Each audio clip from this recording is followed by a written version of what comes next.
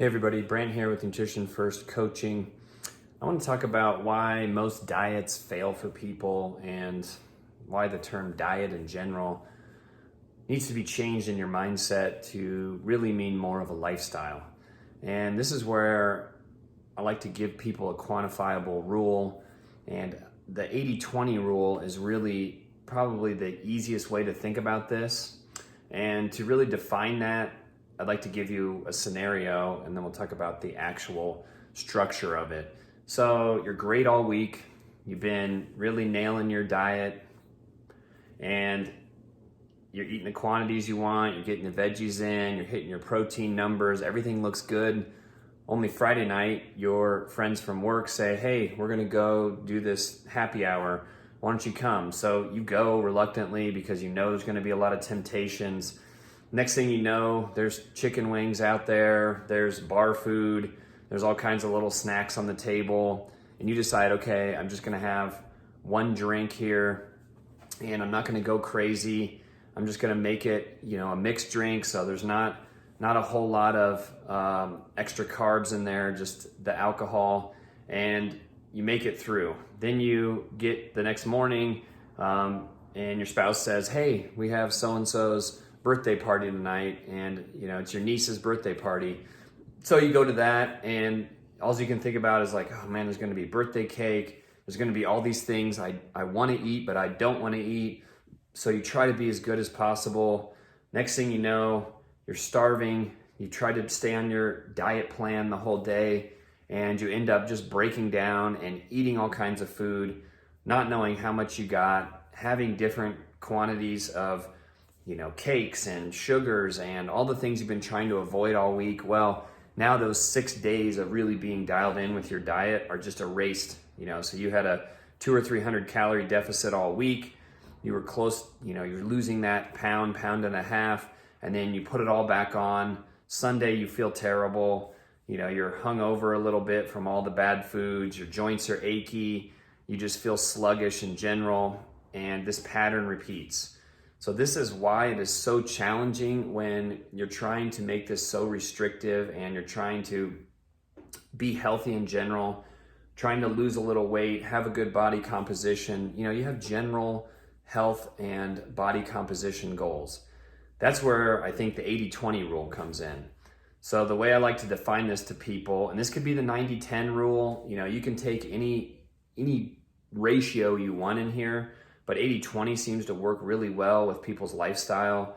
And that's where 80% of the time, you're really good. You're 100% on, you're completely dialed in. That's where we look at it as real food all the time, no health food products. You're not working in adult candy bars that are called protein bars. You're not drinking a lot of calories. You're not eating everything that's, it's organic, so I can eat all this stuff. You're eating real food.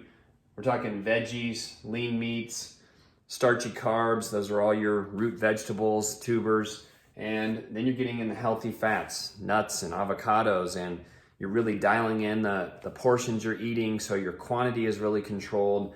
You're getting your macronutrients dialed in there. You're essentially being perfect in this 80% of the time. Then there's the 20% time. So now you're looking at your comfort foods and your social foods. So this is your birthday party experience, or your potluck, or going to some kind of after hour party with your coworkers, or any of those things plugged in there.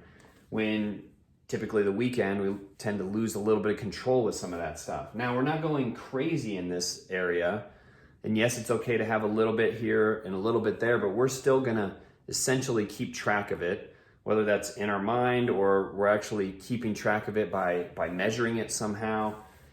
But we're gonna track the quantity. So this is only gonna be 20% of our overall nutrition for the week. I like to look at things in weekly averages. And within that structure, it's gonna give us some freedom to have a lifestyle, to really try to make this a lifestyle versus a diet. And once we change that mindset and we make it a lifestyle, now we know we can be really good 80% of the time, maybe 85% of the time, maybe 90% of the time, depending on what your goals are and where you're at in that stage of life.